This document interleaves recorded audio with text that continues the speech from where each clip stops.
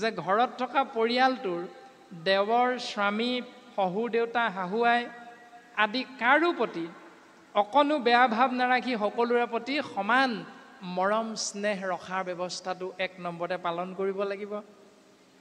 দ্বিতীয়তে আমাৰ সমাজৰ এটা অতি উল্লেখনীয় বস্তু আমাৰ আইসকলৰ বাবে সেইটো হ'ল উৰণি।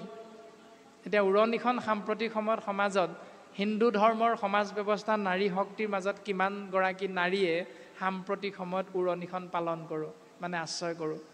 জীয়ৰীয়ে গ'ল নে বোৱাৰীয়ে গ'ল ধৰিবই নোৱাৰে, উৰণিখন নাই।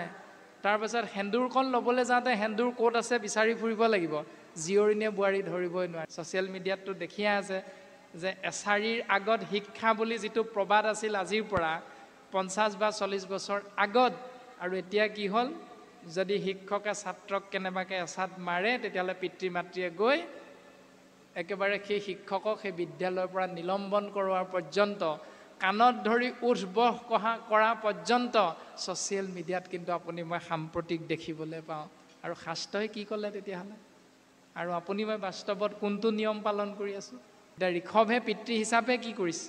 100জন পুত্ৰক জ্ঞান দিবৰ বাবে তেওঁ পিতৃ হিচাপে কোনটো নিয়ম পালন কৰিছে? আৰু আমিও 5জন সন্তানৰ পিতৃ মাতৃ হিচাপে আমিনো কোনটো নিয়ম পালন কৰিব লাগে প্ৰকৃতপক্ষে, আৰু আমিনো কোনটো নিয়ম পালন কৰি আছোঁ, তাক অকণমান আমি তুলনা কৰি চাবলৈ সুবিধা পাইছোঁ। ৰাম ঋষভে কৰিলা পাছে যেন কাজ, সমস্তে কহিব শুনিও ক মহাৰাজ। বেদৰ ৰহস্য যিটো ভকতি উপায়, ব্ৰাহ্মণৰ মুখে শিক্ষা দেন্ত কৃপাময়। সমস্ত কথাখিনি তোমাৰ আগত ব্যক্ত কৰিম যে বেদৰ ৰহস্য হ'ল ভক্তি।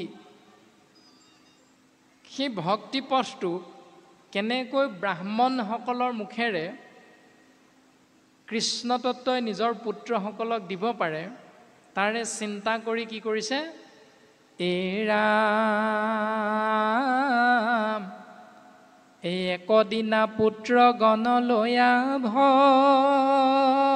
ভগৱন্ত, ব্ৰহ্মাৱৰ্ত দেখে গয়া প্ৰৱেশ ভৈলন্ত। এদিনাখন পুত্ৰসকলক লগত লৈ ভগৱন্ত ঋষভে ব্ৰহ্মাৱৰ্ত দেশত প্ৰৱেশ কৰিছে। যিধৰণে আজি আপোনাসৱ মহামহন্তই বাপাইসকলে বিভিন্ন স্থানৰ পৰা আহি এই পবিত্ৰ পুণ্য ধামত আমি প্ৰৱেশ কৰিছোঁ, সকলোৰে উদ্দেশ্য এটাই, কৃষ্ণ নাম শ্ৰৱণ কীৰ্তন মহাভক্তিৰে জীৱন ধন্য কৰিম। এতিয়া লগত আমি কোনে কাক লৈ আহিছোঁ, নে অকলে আহিছোঁ নে সন্তানটোকো লগত লৈ আহিছোঁ, তাৰে দৰ্শন ভাগৱতে আমাক দিছে যে ঋষভে অকলে নাই যোৱা, তেওঁ নিজৰ পুত্ৰসকলক লগত লৈ গৈছে। তেওঁ যিহেতু ঈশ্বৰ, গতিকে তেওঁ নিজৰ পুত্ৰসকলক কেনেকৈ জ্ঞান দিব পৰা যায়। পিতৃয়ে ক'লে নুশুনে নহয়। আমাৰ কেইজন পুত্ৰই পিতৃ মাতৃৰ বাক্যটো ৰাখে বাৰু? এজনো নাৰাখে। দেউতা তোমাৰ দিন গ'ল আৰু এতিয়া তোমালোকে আমাক সেইবিলাক কথা নক'বা এতিয়া। এনেকৈ আমি দেউতাক মাক সেই বাক্যবিলাকক আশ্ৰয় কৰাৰ পৰা, সেই নীতি নিয়ম পালন কৰিবলৈ ক'লেও আমি সেইবিলাক পালনৰ পৰা নিজক সদায় আঁতৰাই ৰাখোঁ। আৰু ভাগৱতে ক'লে ঋষভে তেওঁ পুত্ৰসকলক লগত লৈ গৈ কি কৰিছে? ৰামেৰ ব্ৰহ্ম ঋষি গণে তাতে আছে সভা কৰি, প্ৰণামী বখিলা পুত্ৰ গণ সংগে কৰি।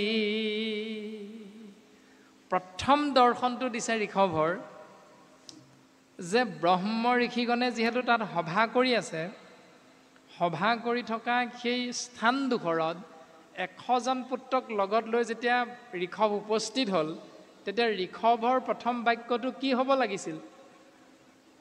যে হেৰ' মোৰ ল'ৰাহঁত, আমি য'ত উপস্থিত হ'লোঁ ইয়াত যে বহি আছে এইসকল ব্ৰহ্ম ঋষি, এওঁলোকক তহঁতি সেৱা কৰ মূৰটো দুৱাই। কাৰণ ঋষভ নিজে ঈশ্বৰ, তেওঁ তেনেকৈহে ক'ব লাগিছিল, যিটো আপোনাৰ মোৰ দৰ্শন, বোলে ককাক সেৱা এটা কৰা আকৌ। সন্তানটোৰ যদি সম্বন্ধত ককাক হয়, তেতিয়াহ'লে সেই ককাজন আপোনাৰ মোৰ কি হ'ব? পিতৃতুল্য নহয় জানো? সন্তানটোক ককাকক সেৱা কৰিবলৈ কোৱাৰ আগত ঋষভৰ দৰ্শনটো আমি পালন কৰিব লাগিব, কি? প্ৰণামী বখিলা পুত্ৰ গণসংগে কৰি। ঋষভে এই বুলি নাই কোৱা যে ঋষিমুনিসকলক সেৱা কৰে বুলি নাই কোৱা। ঋষভে কি কৰিছে? সেই বুলি কোৱাৰ বিপৰীতে নিজে ঋষিমুনিসকলৰ চৰণলৈ চাই মূৰটো দুৱাই সেৱা কৰিছে।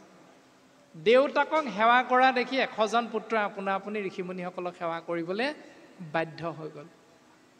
এতিয়া আমি শাস্ত্ৰসন্মতে যদি দৰ্শনটো পালন কৰোঁ, তেতিয়াহ'লে আমাৰ প্ৰথম দৰ্শন হ'ব সেইটোৱে যে সোণটো ককাক সেৱা কৰা বুলি কোৱাতকৈ নিজে যদি পিতৃক প্ৰথম সেৱা ভাগ কৰি দেখুৱাওঁ, তেতিয়াহ'লে সেই ককাকৰ নাতি হিচাপে আপোনাৰ মোৰ সন্তানটোৱে আপুনি আপোনাৰ মোৰ আচৰণটো পালন কৰি ককাকক নিজে সেৱা কৰিব। আপুনি মোক ক'ব নালাগে সেৱা কৰিবলৈ। কেইজন পিতৃ মাতৃয়ে পালন কৰোঁ এইটো নিয়ম? নকৰোঁ। ভাগৱতেতো এইটো নিয়মেই কৈছে আমাক। তাৰ পাছৰ নিয়মটো কৈছে, ৰামে ঋষভ বদতি শুনি উক পুত্ৰ গণ কহিব তোমাত আজি কথা বিতুপন। ঋষভ বদতি, বদতি মানে কৈ থকা, হে মোৰ পুত্ৰসকল তোমালোকে শুনা, তোমালোকক আজি আমি অতি বিতুপন কথা ক'ম। ঋষভে ঘৰতে কথাখিনি ক'ব পাৰিলেহেঁতেন, কিন্তু নাই কোৱা। ক'লৈ লৈ গৈছে? ঋষিমুনিসকলৰ ওচৰলৈ লৈ গৈছে। তাৰমানে তেনেকুৱা এটা পৰিৱেশত আমি ঘৰতে কথাখিনি ক'ব পাৰিলেহেঁতেন, কিন্তু নাই কোৱা। এটা পৰিৱেশৰ মাজলৈ লৈ গৈছে, যিটো পৰিৱেশত আপুনি মই দম্ভ দৈস্য অহংকাৰ মদ মাচৰ্য কাম ক্ৰোধ লোভ মোহ আদিবিলাক স্বাভাৱিকতে দমন কৰি ৰাখিব পাৰোঁ। তেনেকুৱা এটা পৰিৱেশত সুন্দৰ বাতাবৰণ সৃষ্টি কৰি যদি আমি কৃষ্ণ কথা আলোচনা কৰোঁ, তেতিয়াহ'লে সোনকালে কথাখিনি মনোগ্ৰাহী হয় আৰু মনত ৰয়। সেইকাৰণে ঋষভ প্ৰভুৱে তেনেকুৱা এটা পৰিৱেশৰ মাজলৈ তেওঁ সন্তানক লৈ গৈছে। এতিয়া ইয়ালৈতো মদ খাই কোনোবা আহিব নোৱাৰে, আহে জানো? আনহে নালাগে, যিকেইজন ব্যক্তিয়ে আজি শব্দ যন্ত্ৰভাগ চলাই আছে, সেই শব্দ যন্ত্ৰভাগ চলাই থকা দুইজন ব্যক্তিয়ে আজি যদি বিহু ফাংচন এখন হ'লহেঁতেন, জিন্স পেণ্ট পিন্ধি থাকিলেহেঁতেন। কিন্তু আজি তেৰা সমস্তই ধুতি পাঞ্জাবী পিন্ধি আছে। কিয়? সেইটোতে বুজা যায় যে তেওঁলোকে যদিও ডাঙৰ ডাঙৰ বাকচবিলাক গাড়ীৰ পৰা নমাব লগা হৈছে, তথাপিতো তেওঁলোকে সাত্ত্বিকতা বজাই ৰাখি পৰিৱেশক মান্যতা প্ৰদান কৰি তেওঁলোকে কিন্তু চুৰিয়াখন পিন্ধি আছেনে বাৰু? আছে। তাতেই প্ৰমাণটো আমি পাব লাগে যে তেওঁ ঘৰত থাকিলে বা অন্য সময়ত আমি ব্যক্তিজনে যিটো ব্যৱস্থাৰ মাজত থাকোঁ, আজি কিন্তু নামঘৰত সেই ব্যৱস্থাটো পালন কৰা নাই। এটা সাত্ত্বিক ভাৱনা লৈ আপুনি মই নামঘৰত আসনত বহি আছোঁ, এটা পৰিৱেশ ৰচনা কৰিছোঁ, যিটো পৰিৱেশৰ দ্বাৰা আমি মনক বা 10 ইন্দ্ৰিয়ক আমি নিয়ন্ত্ৰণ কৰিব পাৰিম। হয় 2 বজাত আমাৰ ভোক লাগে, হয় 3 বজাত ঘৰত আমাৰ সিদ্ধান্ত খাবলৈ মন যায়, ভোক লাগে। কিন্তু এতিয়া 3 বাজিল যদিও আপোনাক মোক উদ্যোক্তা মণ্ডলীয়ে ঘোষণা কৰা নাই। আহিছিলোঁ 9 বজাতে, 3 বজালৈকে বহি আছোঁ। ভোক লাগিছে যদিও সিদ্ধান্ত গ্ৰহণৰ বাবে বা জলপান গ্ৰহণৰ বাবে মাইক্ৰফোনত ঘোষণাটো কৰা নাই। সেইকাৰণে আপুনি মই নিজে নিজে উপজাচি গৈ মই ভাত খাওঁ বুলি কোনো উঠি যোৱা নাই। গৈছোনে? নাই যোৱা। কাৰণ কৃষ্ণ কথা কৰ্ণপথেৰে আমি ভকতৰ হিয়াত প্ৰৱেশ কৰোৱাব পৰাৰ কাৰণে হিয়াত থকা দুৰ্বাসনা হৰে সমস্ত, অৰ্থাৎ কৰ্ণপথে ভকতৰ হিয়াত প্ৰৱেশী হৰি দুৰ্বাসনা হৰে সমস্ত। দুৰ্বাসনা মানে বেয়া চিন্তা, বেয়া ভাৱনা, কুৰ্চুট কপট দম্ভ দৈস্য অহংকাৰ মদ মাচৰ্য আদিবিলাক তৎমুহূৰ্ততে নাইকিয়া হৈ গৈছে। কাৰণ কাণৰ ফুটাই দি অহৰহ কৃষ্ণ নাম সোমাই আছে। যদি নাথাকিলেহেঁতেন তেতিয়াহ'লে আমি তাৰ বিপৰীত চিন্তাটোৰ মাজত থাকিলোহেঁতেন। এতিয়া ঋষভ প্ৰভুৱে কৈছে, আজি তোমালোকক মই কেইটামান অতি বিতুপন কথা ক'ম, তোমালোকে শুনাচোন। ৰাম মনুষ্য শৰীৰ জানা মুকুতিৰ দ্বাৰ বিষয় সুখত তাংক নকৰিও নাৰ নাৰ মানে নৰক মনুষ্য শৰীৰটোৱে হ'ল 84 লাখ বাৰ বিভিন্ন যোনিত জন্মগ্ৰহণ কৰি দুখ কষ্টৰ আবেষ্টনীৰ মাজত সোমাই থাকি জীৱতত্ত্ব বা আত্মাতত্ত্বই মুকুতিৰ বাবে লাভ কৰা উত্তম পাত্ৰটো হ'ল মনুষ্য শৰীৰটো বিষয় সুখত তাংক নকৰিও নাৰ যে বিষয় সুখ ভোগ কৰিবলৈ গৈ এই শৰীৰটোৰ লগত একাত্ম হৈ থকা আত্মাতত্ত্বক নৰকলে পঠিয়াই নিদিবা এই বুলি প্ৰথম পদক্ষেপটোৰ কথা প্ৰকাশ কৰিছে যে মনুষ্য শৰীৰটোৰ মূল্যতা নিৰূপণ কৰিছে মূল্যাংকন কৰিছে ঋষভ প্ৰভুৱে তেৰাৰ পুত্ৰসকলৰ আগত যিটো শৰীৰৰ মাজত তোমালোক আছা এই শৰীৰটো এলাপেচা শৰীৰ নহয় মাধৱ গুৰুজনাই কৈছে নামঘোষা শাস্ত্ৰত বিষয় সম্বন্ধ সুখ সমস্ত যোনিতে পায় হৰি সেৱা একো স্থানে নাই শৰীৰৰ সেৱাৰ যোগ্য কেৱল মনুষ্য তনু জানি ফুৰা হৰি গুণ গায় তুমি বিষয় সুখ ভোগ কৰিবৰ বাবে চৰাই জন্মও যদি হোৱা তেতিয়াহ'লে কণী পাৰি পোৱালি দি কেনেকৈ বংশ বৃদ্ধি কৰিব লাগে চৰায়ে জানে সেইটো হ'ল বিষয় সুখ বাঘৰ শৰীৰতো যদি সোমোৱা বাঘে কেনেকৈ পোৱালি জন্ম দিব লাগে প্ৰজনন প্ৰক্ৰিয়াৰ জৰিয়তে সেইটো বাঘে জানে গতিকে বিষয় সম্বন্ধীয় সুখ এজোপা গছৰ শৰীৰত যদি গছ ৰূপে তুমি জন্মগ্ৰহণ কৰা কি আত্মা তেতিয়াহ'লে গছ এজোপায়ো জানে কেনেকৈ তাৰ বংশ বিস্তাৰ কৰি পুলি জন্ম দি কেনেকৈ অকলশৰীয়াকৈ থকা গছজোপাৰ সেই আশে পাশে সৰুকৈ হ'লেও এখন হাবিৰ জন্ম দিয়া হাবিলৈ পৰিণত কৰা গছে জানে সেইটো নিয়ম ঠিক তেনেকৈ মানুহৰ শৰীৰত প্ৰৱেশ কৰি আমি আত্মাতত্ত্বই নাজানিম নেকি যে কেনেকৈ আমি মাটিডোখৰ সংৰক্ষণ কৰিবৰ বাবে আমাৰ উত্তৰাধিকাৰী ৰাখি থৈ যাব লাগে সংসাৰত আমিওতো নিশ্চয় জানো কিন্তু ঋষভ প্ৰভুৱে পুত্ৰসকলক কৈছে যে বিষয় সুখ ভোগ কৰিবলৈ গৈ ঈশ্বৰ সেৱালৈ পিঠি দি তোমালোকে উত্তম পাত্ৰ মনুষ্য শৰীৰটো নৰকলৈ পঠিয়াই নিদিবা নিজেও নৰকলৈ যাবলৈ চেষ্টা নকৰিবা ও মনুষ্য শৰীৰ পাই হৰি নভজিলা অৱশ্যে শুইবা ভাই তৃণ তৰুহিলা মনুষ্য শৰীৰটো পোৱাৰ একমাত্ৰ কৰ্ম হ'ল কেৱল ঈশ্বৰ সেৱা কৰা 10টা ইন্দ্ৰিয়ৰ দৰ্শন আছে চকু কাণ নাক মুখ জিভা হাত ভৰি গুজ্জ লিংগ আৰু ছাল এই 10টা ইন্দ্ৰিয়ৰ ভাগে ভাগে কৰ্ম আছে যাক ধৰ্ম বুলি কৈছে জিভাখনৰ ধৰ্ম কি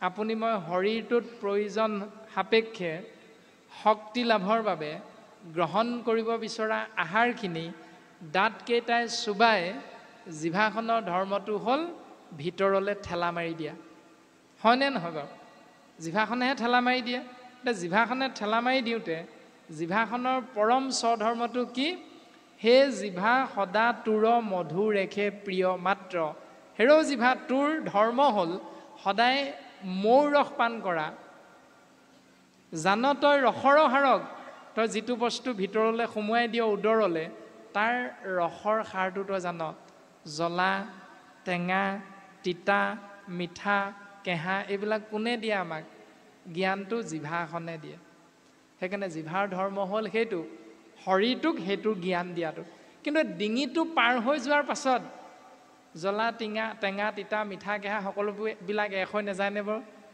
সকলোখিনি এক হৈ যায় সেইকাৰণে শাস্ত্ৰই কৈছে আন তেজি নিৰন্তৰে কৰাই উক মাত্ৰ পাণ ওপৰত কৈ অহা জ্বলা টেঙা তিতা মিঠা কেহা এইবিলাক ৰসকেই যদি তই আটাইতকৈ উত্তম ৰস বুলি ভাবি আছিলি, সোৱাদ বুলি ভাবি আছিলি, তেতিয়াহ'লে আনতে যি নিৰন্তৰে এইবিলাক সকলো তই ত্যাগ কৰি নিৰন্তৰে কৰায়ুক মাত্ৰ পাণ, তই পাণ কৰাবলৈ চেষ্টা কৰ আত্মাতত্বক।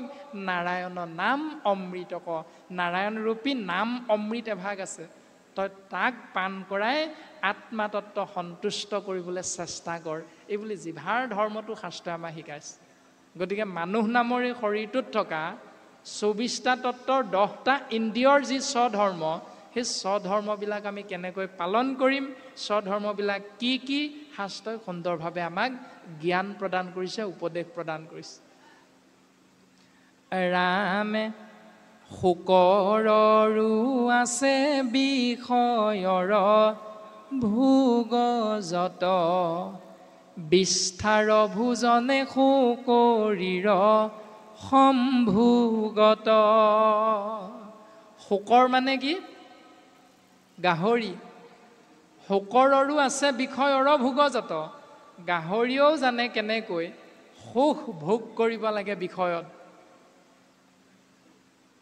বিস্তাৰ ভোজনে শোকৰীৰ সম্ভোগত।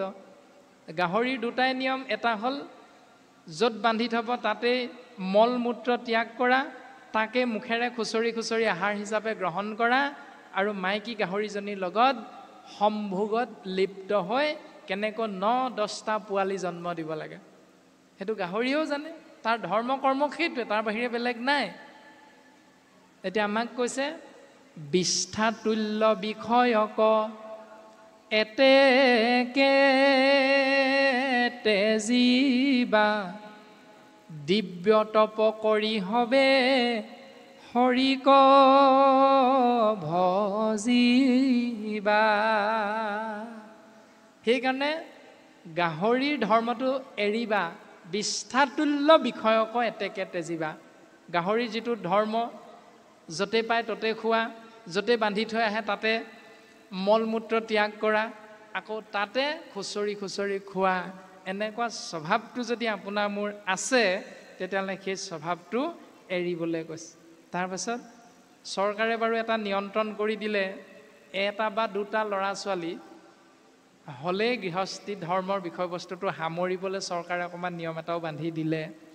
সেইকাৰণে অকণমান বাৰু শাস্ত্ৰসন্মতে কথাটো আহিলে যে গাহৰিয়ে যেনেকৈ 9-10টা পোৱালি জন্ম দিয়ে, ঠিক তেনেকৈ আমি বিবাহ কেৱল সন্তানৰ বাবে কৰাব নালাগে। কিম অৰ্থে বিবাহম।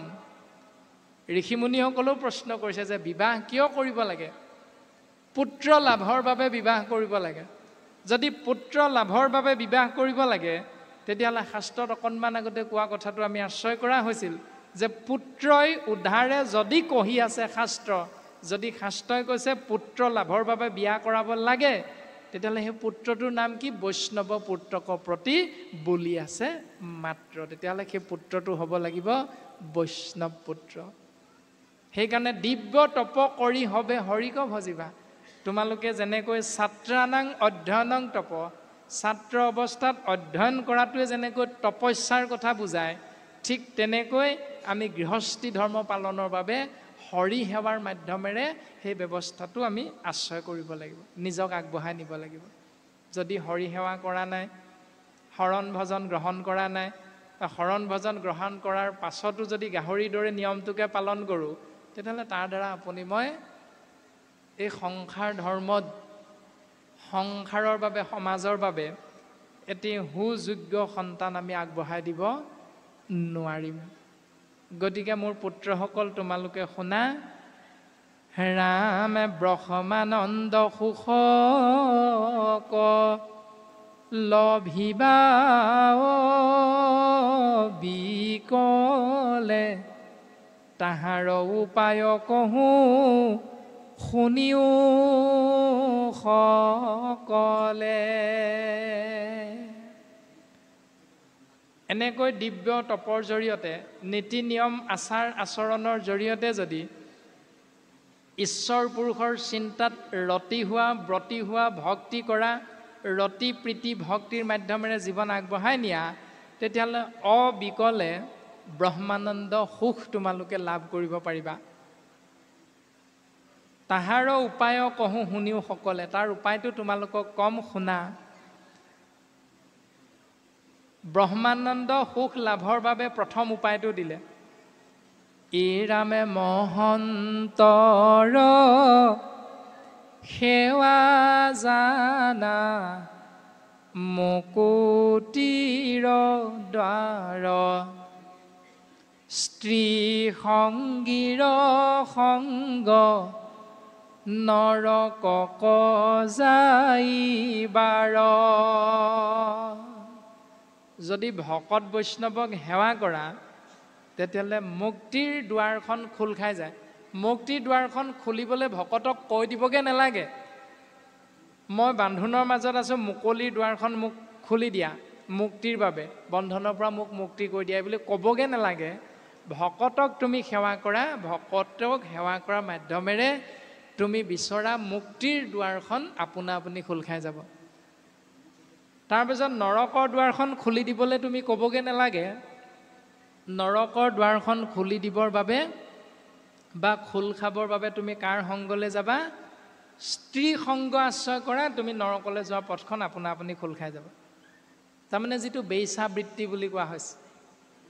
এতিয়া বেইছাবৃত্তিটোৰ বিষয়ে নামঘোষা শাস্ত্ৰত মাধৱ গুৰুজনাই যোগ ধৰ্ম নিৰ্ণায়ক দুলৰী চন্দ্ৰভাগীৰ জৰিয়তে সিদ্ধান্ত দিছে যে মিনতি বচন বোলো সৰ্বজন, শুনিও শাস্ত্ৰৰ মৰ্ম, আপোন কুশল চাবা যেবে তেবে, নেৰি বাহা যোগ ধৰ্ম। সত্য যুগে ধ্যান, ত্ৰেতা যুগে যজ্ঞ, দাপৰ যুগত পূজা, কলিত শৰীৰ কীৰ্তন বিনাই, আৱৰ নাহিকে দুজা। তাৰপাছত কলিত শৰীৰ কীৰ্তন এৰিয়া, আন মতে চাহে গতি। কলিত যদি হৰি নাম শ্ৰৱণ কীৰ্তন এৰি অন্য উপায়েৰে গতি লাভ কৰিব পাৰিম বুলি ভাবোঁ, তেতিয়াহ'লে যেন কুলবধূ নিজৰ স্বামী তেজী, ভজে গয়া উপপতি। যেনেকৈ কুলবধূ, কুলবধূ মানে বোৱাৰী, বোৱাৰীগৰাকীয়ে চাকৰিত থকা স্বামীজনক আওকাণ কৰি মনে মনে যদি ঘৰত থাকোঁতে মোবাইলৰ ফেচবুক হোৱাটছআপৰ জৰিয়তে পৰপুৰুষৰ লগত সেই ব্যৱস্থাটো পালন কৰি থাকে, শাস্ত্ৰই কৈছে বেইছাবৃত্তি। যিদিনা ধৰা পৰিব কি হ'ব? সেইদিনা মৰিয়াই ঘটিয়ে স্বামীয়ে ঘৰত থৈ আহিবগৈ, নহ'লে সমাজৰ পৰা এঘৰীয়া হ'ব লাগিব। গতিকে শাস্ত্ৰৰ মতে যদি এইটো আপুনি মই বুজি পাওঁ, বাস্তৱসন্মত সঁচা কথাটো, তেতিয়াহ'লে শাস্ত্ৰই কৈছে কলিত শৰীৰ কীৰ্তন এৰিয়া, আন মতে চাহে গতি। কলিযুগত যিহেতু হৰিনামেই হাৰ, ইয়াক এৰি যদি অন্য উপায়েৰে আমি নিয়মটো পালন কৰিব বিচাৰোঁ, তেতিয়াহ'লে এই নিয়মটো হ'ল বেইছাবৃত্তি। গতিকে মোৰ পুত্ৰসকল, স্ত্ৰী সংগীৰ সংগ, নৰকক যাইবাৰ। সেইকাৰণে কপিল চৰিতত প্ৰজাপতি ব্ৰহ্মাদেৱৰ দ্বাৰা যেতিয়া তেওঁৰ মানস পুত্ৰ কৰ্দমে সৃষ্টি শোভাবৰ্ধনৰ বাবে গৃহস্থী ধৰ্ম পালনৰ বাবে আগবাঢ়িছে, তেতিয়া মনোমত ভাৰ্যা লাভৰ বাবে পিতৃ ব্ৰহ্মাৰ পৰা আজ্ঞা লৈ সৃষ্টি স্থিতি প্ৰলয়গৰাকী কৃষ্ণ তত্ত্বক চিন্তা কৰিছে। ক'ত? সৰস্বতী নদীৰ তীৰত। কিমান দিন? 10,000 বছৰ। 10,000 বছৰ সৰস্বতী নদীৰ তীৰত কৰ্দমে স্তুতি কৰিছে, তপস্যা কৰিছে। কাৰ কৃপা লাভৰ বাবে? কৃষ্ণদেৱৰ কৃপা লাভৰ বাবে। আৰু তাৰ অৰ্থটো হ'ল ছাত্ৰানাং অধ্যয়নং তপ। মানে ছাত্ৰই যেনেকৈ অধ্যয়ন কৰাটো তপস্যা, ঠিক তেনেকৈ কৰ্দমে পিতৃৰ আজ্ঞা পালন কৰি সৰস্বতীৰ তীৰত গৈ তপস্যা কৰিছে। সৰস্বতীৰ লগত সম্পৰ্ক স্থাপন কৰিছে। সেইটো হ'ল ছাত্ৰ অৱস্থাত তেওঁৰ কৰ্তব্য। ছাত্ৰানাং অধ্যয়নং, ছাত্ৰই অধ্যয়ন কৰিব লাগিব, সেইটোৱে হ'ল তেওঁৰ তপস্যা। কিমান বছৰ? 10,000 বছৰ। 10,000 বছৰ মানে আমাৰ শৰীৰটোত থকা 10টা ইন্দ্ৰিয়ৰ কথা কৈছে। সেই 10টা ইন্দ্ৰিয়ক কেনেকৈ আমি নিয়ন্ত্ৰণ কৰিব পাৰিম? 3জনমান ডেকা ল'ৰাই অকলশৰীয়াকৈ বাটত এগৰাকী দীপলিপ গাভৰুক লগ পালে নোজোকাই নেৰে, বাস্তৱসন্মত কথা। কিন্তু একেগৰাকী কন্যাই যদি নামঘৰত বহি থাকে, একেকেইজন ল'ৰাই যদি ধুতি পাঞ্জাবী পিন্ধি আহে, তেতিয়াহ'লে বাটত কৰা আচৰণটো নামঘৰত কৰিবনে নকৰে? নিশ্চয় নকৰে।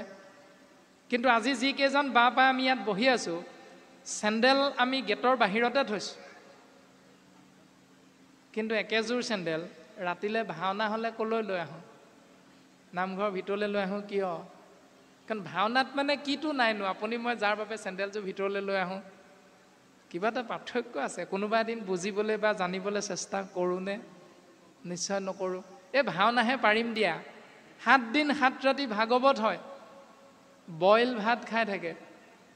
একেবাৰে 7 দিন 7 ৰাতি অন্তত যেতিয়া শেষ হ'ব, ৰাতিলৈ ভাওনা হ'বলৈ আৰম্ভ হ'ব আৰু তেতিয়া কি হয়, ব্ৰতটো ভাঙোগে বুলি চাৰিআলি চুকৰ দোকানখনলৈ ঢাপলি মেলিব ইয়াৰে 2জনমান। আজি ভাওনাহে আছে, পাৰিম দিয়া ব্ৰত ভাঙিব। তাৰমানে পাৰ্থক্যটো কি? পাৰ্থক্য একো নাই শাস্ত্ৰমতে, মাত্ৰ আপুনি মই পাৰ্থক্যতা টানি আনিলোঁ তালৈ। সেই টানি অনাটোৱে হ'ল শাস্ত্ৰমতে আপোনাৰ মোৰ অপৰাধ। মানুহ একেজনে। গতিকে নিয়ন্ত্ৰণ কৰিবলৈ 10টা ইন্দ্ৰিয়ক কেনেকৈ নিয়ন্ত্ৰণ কৰিব পাৰিম, সেই 10,000 বছৰ তপস্যা কৰাৰ দৰ্শনটো হ'ল 10টা ইন্দ্ৰিয়ক নিয়ন্ত্ৰণ কৰা ব্যৱস্থাটো পালন। তাৰপাছত 3 নম্বৰ দিনা ভগৱন্ত পুৰুষে সন্মুখত প্ৰকট হৈ কৰ্দম ঋষিক উপদেশ প্ৰদান কৰিলে, তুমি বিচৰা ধৰণে মনোমত ভাৰ্যা লাভ কৰিব পাৰিবা, তেওঁকে তুমি পত্নী হিচাপে গ্ৰহণ কৰিবা। কোন? স্বয়ম্ভুৱ মনু আৰু ধৰ্মপত্নী শতৰূপাৰ দুহিতা, নাম হ'ল দেৱহূতি। এই 3টা শব্দহে দিলে কপিল চৰিত্ৰত। তেওঁলোকৰ কন্যা বুলি নকলে, তেওঁলোকৰ ছোৱালী বুলি নকলে, কি বুলি ক'লে? দুহিতা বুলি ক'লে। তাৰমানে জন্ম হোৱা পিতৃ মাতৃৰ কুল আৰু যাৰ লগত বিবাহ পাশত আবদ্ধ হ'ব সেই স্বামীৰ কুল, এই 2টা কুলৰে মংগল সাধন কৰিব পৰা গুণেৰে যিগৰাকী বিভূষিতা হৈ আছে, তেওঁ শাস্ত্ৰত দুহিতা বুলি প্ৰশংসা কৰিছে। এতিয়া আপুনি মই গৃহস্থী ধৰ্ম পালন কৰোঁতে 2-3 গৰাকী কন্যা সন্তানৰ পিতৃ হৈছোঁ, মাতৃ হৈছোঁ, কিন্তু আমি কেইজন পিতৃ মাতৃয়ে আমাৰ কন্যাগৰাকীক দুহিতা বুলি ক'বলৈ সৎসাহস কৰিব পাৰোঁ? বৰঞ্চ বিয়া হৈ যোৱাৰ পাছত সেইখন ঘৰত শহুৰ দেউতা শাহুৱাই কি বুলি ক'ব? বোলে মাৰে বাপেৰে ঘৰত শিকাই নপঠালে। এইটো কোৱাতহে আপুনি মই ভূমিকাটো পালন কৰোঁ। কিন্তু শাস্ত্ৰসন্মতে আপুনি মই কেইজনে দুহিতা জন্ম দিবলৈ চেষ্টা কৰিলোঁ? নকৰিলোঁ। ভুল নিজৰ, কিন্তু দুখটো দিলোঁ আনক। গতিকে এইবিলাক অপৰাধ কৰ্মৰ বিপৰীতে শাস্ত্ৰৰ মাধ্যমেৰে যদি নিজৰ জীৱন বিশ্লেষণ কৰোঁ, তেতিয়াহ'লে খুব সুন্দৰ দৰ্শন আছে শাস্ত্ৰত। ৰাম এহি 2 গোটা পথ বন্ধৰ মুখৰ, জানিয়া মহন্ত সংগ লৈয়োক সত্তৰ।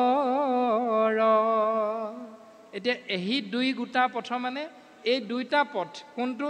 এটা হ'ল বিষ্ঠাতুল্য বিষয় এৰিব লাগিব। যদি নেৰা সেইটো পথ, মানে গাহৰিয়ে যেনেকৈ পালে পালে ল'ৰা ছোৱালী জন্ম দিয়ে, যিটো গাহৰিৰ চৰিত্ৰ, সেই পথটো এৰিব লাগিব।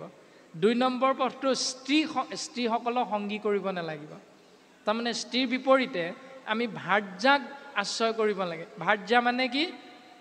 এখন ঘৰৰ ভাৰ বহন কৰিব পৰা যিটো গুণ প্ৰয়োজন এগৰাকী মাতৃক, এগৰাকী বোৱাৰীক, সেই গুণটোৰে আপুনি মই নিজক সজাই ল'বলৈ চেষ্টা কৰিছোঁ নে নাই কৰা? তাৰ প্ৰমাণ শান্তি ৰাধিকা গুৰুজনাই যেতিয়া টেম্বুৱনী জানত ব্ৰহ্মপুত্ৰৰ পানীৰ পৰা সেই ব্যৱস্থাটো উদ্ধাৰ কৰিবলৈ এগৰাকী সতীৰ দ্বাৰা ব্ৰহ্মপুত্ৰৰ পৰা এপলহ পানী আনিবৰ বাবে যিটো ব্যৱস্থাৰ কথা গুৰুচৰিতৰ দ্বাৰা উল্লেখিত হৈছে, গতিকে সেই সতীগৰাকী কেনেকৈ সতী হ'ব পাৰিছে তেওঁ সুন্দৰভাৱে প্ৰকাশ কৰিছে।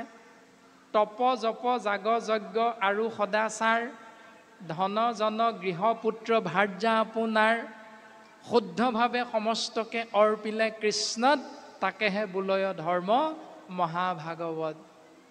যে ঘৰত থকা পৰিয়ালটোৰ দেৱৰ স্বামী শহুৰ দেউতা শাহুৱাই আদি কাৰো প্ৰতি অকণো বেয়া ভাৱ নাৰাখি সকলোৰে প্ৰতি সমান মৰম স্নেহ ৰখাৰ ব্যৱস্থাটো 1 নম্বৰতে পালন কৰিব লাগিব। দ্বিতীয়তে আমাৰ সমাজৰ এটা অতি উল্লেখনীয় বস্তু আমাৰ আইসকলৰ বাবে সেইটো হ'ল উৰণি। এতিয়া উৰণিখন সাম্প্ৰতিক সময়ত সমাজত হিন্দু ধৰ্মৰ সমাজ ব্যৱস্থা নাৰী শক্তিৰ মাজত কিমানগৰাকী নাৰীয়ে সাম্প্ৰতিক সময়ত উৰণিখন পালন কৰোঁ, মানে আশ্ৰয় কৰোঁ। জীয়ৰীয়ে গ'ল নে বোৱাৰীয়ে গ'ল ধৰিবই নোৱাৰে, উৰণিখন নাই। তাৰপাছত সেন্দুৰকণ ল'বলৈ যাওঁতে সেন্দুৰ ক'ত আছে বিচাৰি ফুৰিব লাগিব, জীয়ৰী নে বোৱাৰী ধৰিবই নোৱাৰি। এতিয়া শাস্ত্ৰই আমাক এনেকৈ সতী হ'ব পাৰিম বুলি কেতিয়াও নাই কোৱা। গতিকে প্ৰত্যেকটো দৰ্শন পালন কৰাটো প্ৰয়োজন। যে ৰাধিকাই এজোপা কলগছৰ পৰা এখিলা পাত ঘাপ মাৰি কাটি আনিবলৈ লওঁতে হঠাৎ তেওঁ মূৰৰ পৰা উৰণিখন খহি পৰিছিল, আৰু সেই মুহূৰ্ততে তেওঁ বৰজনাকে উৰণিখন খহি পৰাৰ কাৰণে বোৱাৰীয়েকৰ মুখখন এক মুহূৰ্তৰ বাবে দেখা পাইছিল, আৰু সেইটোৱে তেওঁ অপৰাধ থাকি গ'ল। এই বুলি সমাজৰ আগত কৈ দিয়াৰ বাবে তেওঁ কলহৰ পৰা ব্ৰহ্মপুত্ৰত যেতিয়া পানী আনিছিল, ব্ৰহ্মপুত্ৰৰ পৰা কলহত, তেতিয়া প্ৰথম কমি আহিছিল 2 আঙুল, তাৰপাছত 4 আঙুল বাঢ়িহে আহিল। তাৰমানে সঁচা কথাটো সমাজৰ আগত প্ৰকাশ কৰি দিছে। গতিকে আমি পালন কৰা ধৰ্মক্ষেত্ৰত হিন্দু ধৰ্মৰ ধৰ্মগ্ৰন্থই আমাক সাজ পোছাক পৰিধান কৰা সমস্ত কথা শিকাইছে। প্ৰথম স্কন্ধত ব্যাসদেৱৰ দ্বাৰা প্ৰকাশিত হৈছে ধৰ্মদৰ্শন।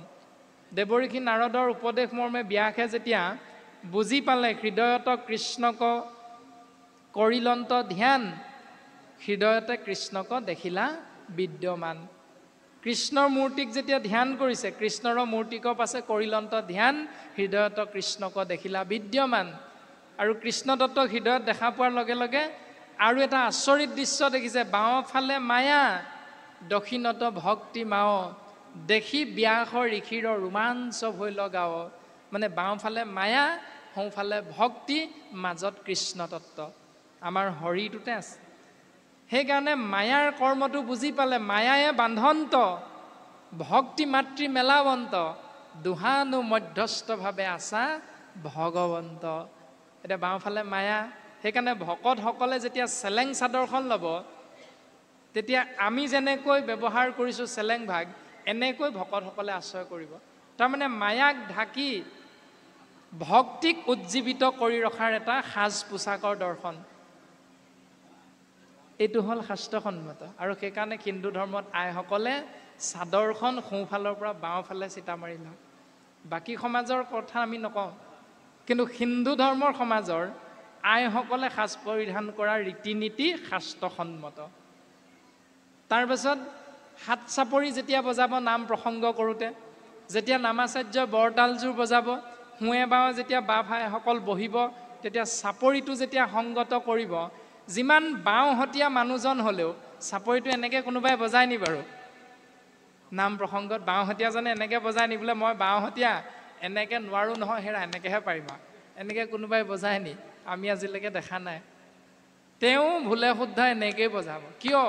কাৰণ ভক্তি মাতৃৰ দ্বাৰা মায়াক দমন কৰি থকা প্ৰক্ৰিয়াটোৱে হ'ল হাত চাপৰি দৰ্শন।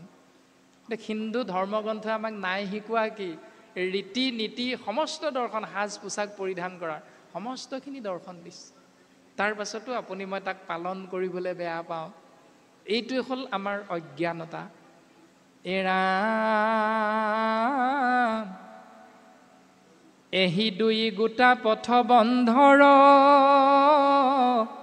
মুখৰ, বন্ধনৰ পৰা মুকলি হোৱাৰ এই দুটা পদ জানিয়া মহন্ত সংগ লৈক সত্তৰ। এই দুটা পথ হ'ল বন্ধন, কিন্তু তাৰ পৰা মুকলি হোৱাৰ পথটো হ'ল মহন্তৰ সংগ। এতিয়া কোনটো কৰিম? এতিয়া চিন্তা ইচ্ছা আপোনাৰ মোৰ নিজৰ নিজৰ। এতিয়া সন্ত কাক বোলে, মহন্ত কাক বোলে? মহন্তৰ সংগত জীৱৰ মুকুতি হয়, মহন্ত কোনসকল এতিয়া আমাক জনাব লাগে। এই বুলি যদি আপোনাৰ মোৰ ভাৱনাটো আহে, তেতিয়াহ'লে শাস্ত্ৰৰ পদে কৈছে, ৰামে যাক বুলি সন্ত তাৰ শুনিব লক্ষণ, মূৰ পাদ পদ্মে যাৰ নুগুচয় মন। সন্ত কাক বোলে? মোৰ চৰণ কমলৰ পৰা যিজনৰ মনটো কোনোদিন আঁতৰি নাযায় তেওঁকে মহন্ত বুলি কোৱা হৈছে। এতিয়া আপুনি মই তাকে চিন্তা কৰিব লাগে। ইতিমধ্যে যে আশ্ৰয় কৰা হৈছিল, কি দিয়া পুজিম প্ৰভু চৰণে মুৰাৰী, তোমাৰ সেৱাৰ বস্তু নাপালোঁ বিচাৰি। বিচাৰি নোপোৱা বস্তুকেইটাৰ নাম ক'লে আৰু সদশেষত কি বুলি ক'লে? যে তোমাৰ নামে তোমাক পুজিম গধূলিও পুৱা। কিয় পুজিম তোমাৰ নামে তোমাক? কাৰণ যেই বস্তু দেও প্ৰভু সেই বস্তু চোৱা। এই সংসাৰত যিমান বস্তু আমি চকুৰে দেখিছোঁ, গ্ৰহণ কৰিছোঁ, সেই সকলোখিনি তোমাৰ আগত দিবৰ বাবে চোৱা বস্তু প্ৰভু। কেৱল চোৱা নোহোৱা বস্তুটো হ'ল তোমাৰ নামহে। সেইকাৰণে তোমাৰ নামে তোমাক পুজিম গধূলিও পুৱা। এতিয়া তোমাৰ নামে তোমাক গধূলি পুৱা সেৱা কৰা নিয়মটো যাৰ লগত আছে, মূৰ পাদ পদ্মে যাৰ নুগুচয় মন, যাৰ মনটো মোৰ চৰণ যুগলৰ পৰা কোনোদিন কোনো ক্ষণতে আঁতৰি নাথাকে, তেওঁৱে হ'ল সন্ত। সেই লক্ষণটো যাৰ লগত আমি দেখা পাম তেওঁকে সমাজ ব্যৱস্থাত সন্ত বা ভকত বুলি কোৱা যায়। এই ৰামে মহা শুদ্ধ চিত্ত কাম, ক্ৰোধ বিবৰ্জিত, ভূত দায়া যাহাৰ সবাতে শুদ্ধ চিত। মই ঈশ্বৰত যাৰ সদা ভৈল ৰতি, ধন জন গৃহত নকৰে আশকতি। দেহৰ নিৰ্বাহ পদে যি সবধনত, তাহাত অধিক কৰি নবাঞ্চে মনত। ঐহাকে বুলিবে সাধু জানা পুত্ৰগণ, শুনিওক কহুৱাবে অসাধু লক্ষণ। এতিয়া সাধু লক্ষণটো কি বুলি ক'লে? প্ৰথম হ'ল ভগৱন্তৰ চৰণ কমলৰ পৰা মনটোক আঁতৰাই নৰখোৱাটো প্ৰথম লক্ষণ। দ্বিতীয় লক্ষণটো হ'ল কাম ক্ৰোধৰ পৰা নিজক সদায় শান্ত কৰি ৰখাটো, মানে ৰতিক্ৰিয়াৰ পৰা নিজক আঁতৰাই ৰখা আৰু অহংকাৰৰ পৰা, খঙৰ পৰা নিজক আঁতৰাই ৰখাটো। ভূত দায়া মানে সংসাৰত থকা উৰণ বুৰণ গজন ভ্ৰমণ চাৰিমুঠি জীৱৰ প্ৰত্যেকৰ প্ৰতি মৰম স্নেহ শ্ৰদ্ধা সন্মান নিবেদন কৰা।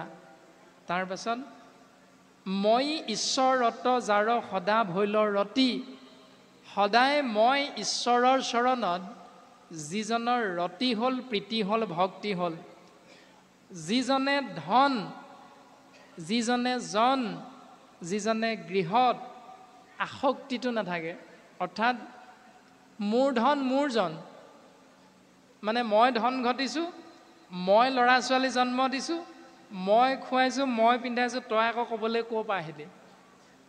মোৰে কথা মই কেনেকৈ খুৱাওঁ, তোৰ ক'বলৈ প্ৰয়োজন নাই নহয়। এই যিটো ভাৱনা, এইটো হ'ল অহংকাৰ। তাৰমানে ধন জন গৃহত নকৰে আশকতি, এই ভাৱনাটোত যিজন নাথাকে, বোলে আপোনাৰ ল'ৰাটোৱে সেইদিনা এনেকুৱা বেয়া কাম এটা কৰিলে, হেৰি গগৈ বোলে শইকীয়া, মই এতিয়া কিনো ক'ম, অ' বাপ আপুনি আমাৰ ল'ৰা বুলি কিয় কৈছে? সেইদিনা আপুনি তাক তাতে দুচাটমান লগাই নিদিলে কিয় ভালকৈ? মই তাতে সুখী হ'লোহেঁতেন। এতিয়া আপুনি মোক কৈ বৰ অন্তৰত দুখ দিলে নহয়, আপোনাৰে ল'ৰা, আপুনি তাক ভালকৈ দুচাট দিব লাগিছিল। এই বুলি নকৈ আপুনি মই তাৰ বিপৰীত নিয়মটোহে পালন কৰোঁ। এতিয়া ছ'চিয়েল মিডিয়াততো দেখিয়ে আছে যে এছাৰিৰ আগত শিক্ষা বুলি যিটো প্ৰবাদ আছিল আজিৰ পৰা 50 বা 40 বছৰ আগত, আৰু এতিয়া কি হ'ল, যদি শিক্ষকে ছাত্ৰক কেনেবাকৈ এচাত মাৰে, তেতিয়াহ'লে পিতৃ মাতৃয়ে গৈ একেবাৰে সেই শিক্ষকক সেই বিদ্যালয়ৰ পৰা নিলম্বন কৰোৱাৰ পৰ্যন্ত, কাণত ধৰি উঠ বহ কৰা পৰ্যন্ত ছ'চিয়েল মিডিয়াত কিন্তু আপুনি মই সাম্প্ৰতিক দেখিবলৈ পাওঁ। আৰু শাস্ত্ৰই কি ক'লে তেতিয়াহ'লে? আৰু আপুনি মই বাস্তৱত কোনটো নিয়ম পালন কৰি আছোঁ? সেইখিনি আমি অন্ততঃ বিবেচনা কৰাৰ সময়খিনি পাৰ হৈ গ'ল যদিও আপুনি মই কিন্তু তাক ধৰি ৰাখিবলৈ চেষ্টা কৰিব লাগিব। দেহত নিৰ্বাহ পদে যি সবধনত, যে নিজৰ শৰীৰটোক শক্তি দিবৰ বাবে যিমানখিনি আহাৰৰ প্ৰয়োজন হয় সেই আহাৰখিনি গোটাই পিটাই আনিবৰ বাবে যিমানখিনি ধনৰ প্ৰয়োজন হয় সেই ধনতকৈ যদি বেছি আপুনি মই বিচাৰোঁ তেতিয়াহ'লে তাহাক অধিক কৰি নবাঞ্চে মনত যিজনে তাতকৈ অধিক নিবিচাৰে তেওঁক সাধু বুলি কোৱা হৈছে।